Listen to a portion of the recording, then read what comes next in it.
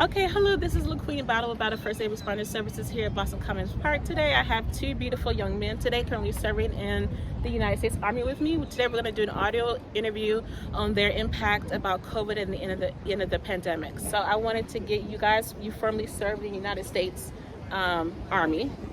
And you are currently, what is your position right now here in the Boston area? Recruiters, and you just now tell me, have you been vaccinated? No, and what is the reason behind that? So mine is just more personal, like a family decision. Okay.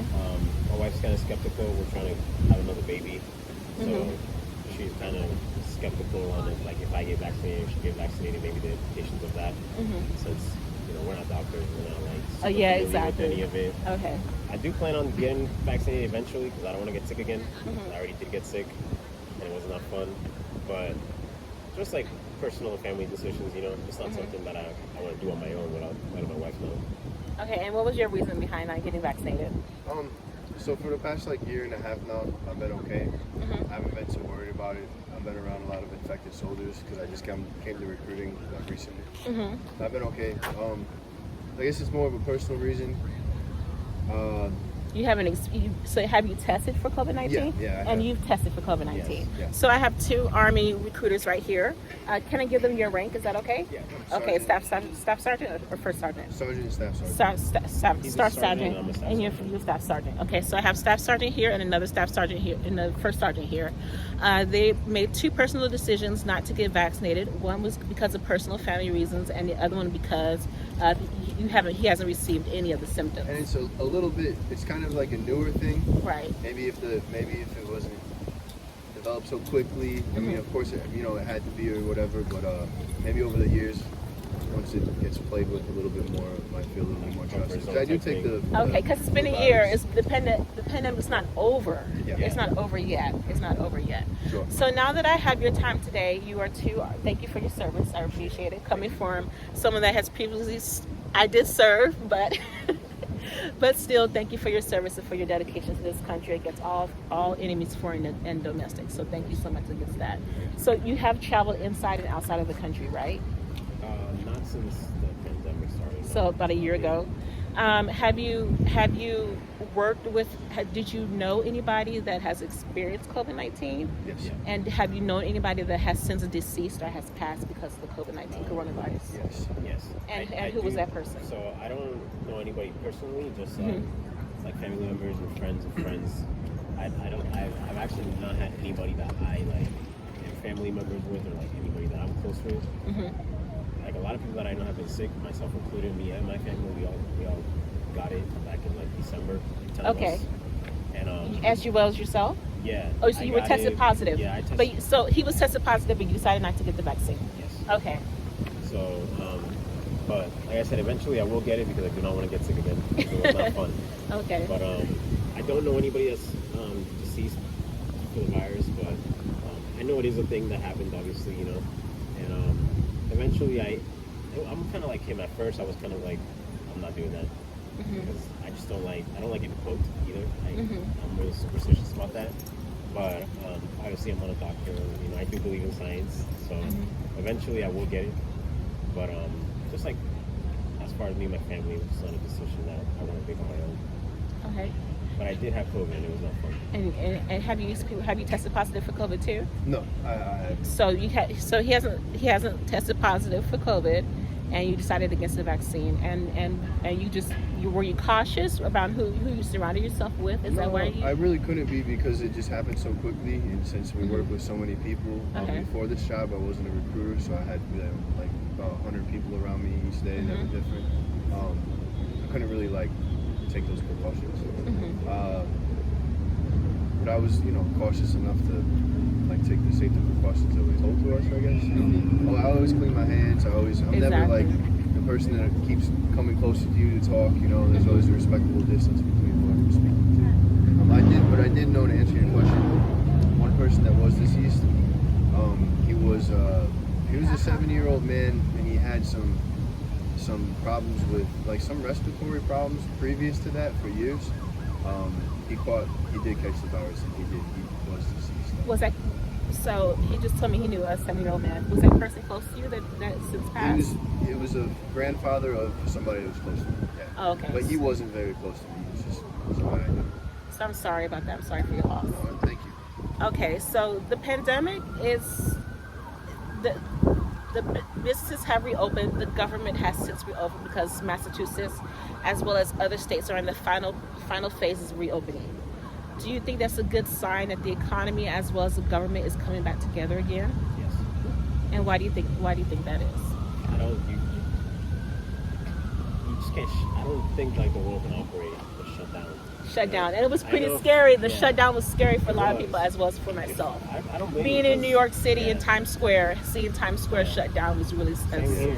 I went to New York City last year in October and I saw Times Square shut down, Yeah, and that it was was, really a scary It experience. was pretty for me. freaky. Like when all this started happening, I was pretty freaked out.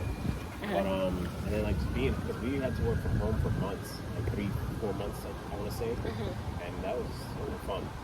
Just being cooped up in your house all the time. It's not good for people, you know. I think people like to socialize, interact with each other, and be out there. I like coming to work. I like talking to my friends and seeing my friends and stuff like that. And me and my cousins started having Zoom parties. You know? That's not like a real very. Are they normal are they here in the interaction. Boston area? My family, yeah. Me Okay. and my cousins and stuff, we started having Zoom parties. Oh, We hadn't good. seen each other in months, you know. So Well, that's I get good. why it happened, you know, why people had to do what they had to do, Yes. and the government and all that good stuff, you know. But I definitely did not want to go through another shutdown ever again. Good. Okay. It's not fun. Good. One final question for you today. You guys are currently serving. Are you still active in Yes. in the Army? Thank you for your service. I see. Right over there. I see two recruiters here in the station. I just recently spoke about 2 weeks ago. I just recently spoke to a recruiting office in the Dallas area. They told me that they're having problems sending recruits out because also as well in the military, some bases are closed down due to the impact The entire base, are you saying, or like some of the bases, parts? especially my original base, my original post in Texas, in Dallas, Texas, outside of Dallas, is closed down due to the pandemic. Is that a huge issue for you guys as work? You know, due to the economy. I mean, is it an issue in the armed forces right now? Like Because directly. has COVID affected the armed forces as well as everybody else? Yeah, but directly Yeah. for our job, I guess it's really not too big of an Yeah, issue. we still we've still been pretty successful like meeting our quotas and our mission as far as like our office and our company, like a bigger footprint. And there's different scenarios, like you know, there's a bunch of different precautions, a bunch of paperwork you didn't have to do before. A lot of people have to be screened, tested, this and that when they get to their training and stuff like that. So there's those precautions which makes everything a little longer, but you know, for good reason, because nobody wants to be sick, or especially when you're working in a military setting, like he said earlier, you're with a lot of people all the time, and everybody's working close to each other. So as far as from what we know, like send soldiers off to basic training and AIT and stuff like that. It's real tight knit, like the regulations and precautions that they're taking. Good. So It's we're the pretty same. confident on it. So COVID, the same thing with mask, Yeah. as well as our soldiers, entry-level soldiers, as well as enlistees required to get the vaccine. No, So, not that we know of. okay, not that they know of. Okay, I We, just like our yes. unit gives us a choice. Yeah, we do have, and it's encouraged. good. in- So, by some. so most enlistees in the armed forces do have the choice Yeah. to get the vaccine. Yes. Okay, that's really good. I'm glad you guys stated that out. Only vaccine we have to get every year is a flu shot. Yeah, we have to get the Well, flu the shot. flu shot is mandatory, but Yeah. they just now two officers here, two staff sergeant and a first sergeant here just told me that that the enlistees are not required to get the COVID vaccine, which is on their own personal choice. Okay, all right. So thank you so much for your time again today, guys, and thank you for your service. Is there anything else before I leave you guys? I know it's a busy day. It's Thursday, and it looks like it's going to rain a little bit later. Is there anything else that you want to share via audio today with the public about your experience dealing with COVID? Is there anything else you want to tell I just people hope today? everything clears up. Yeah. Hopefully, the world gets back to a normal pace, Okay. and I think that'll be good for everybody. Definitely. Yeah. Be safe, enjoy each other, you know, because you never know what's going to happen again. So, Yes, true, it was true. like, it's like the movies, you know, you see the movies, people Yeah. shut down, and it was like, Yes. it's something you never thought you would live through unless you lived 100 years ago with the Spanish influence, you know. Yes, and 500,000 Americans Yeah. have since passed. Actually, the numbers yesterday, I checked yesterday with the World Health Organization, those numbers went up to 600,000 Americans have died since dying. So I would just say people Yes. just, you know, keep doing what we're doing, be careful, and Keep doing what you're doing. we'll get back to normal times again, as we are now. Thank you. All right, thank you guys. Thank you for your service. And I have two lovely Army enlisted personnel, Army recruiters here today. They wanted to give a shout out today, and I thank them for their time. Thank you, sirs. And again, they let me know that enlistees are not required to get the vaccine. Just be careful and be cautious again, because it has affected the armed forces as well as the general public, the civilians as well. So, okay, this is LaQueen Battle coming live from Boston Commons. Thank you so much, guys, and have a great day.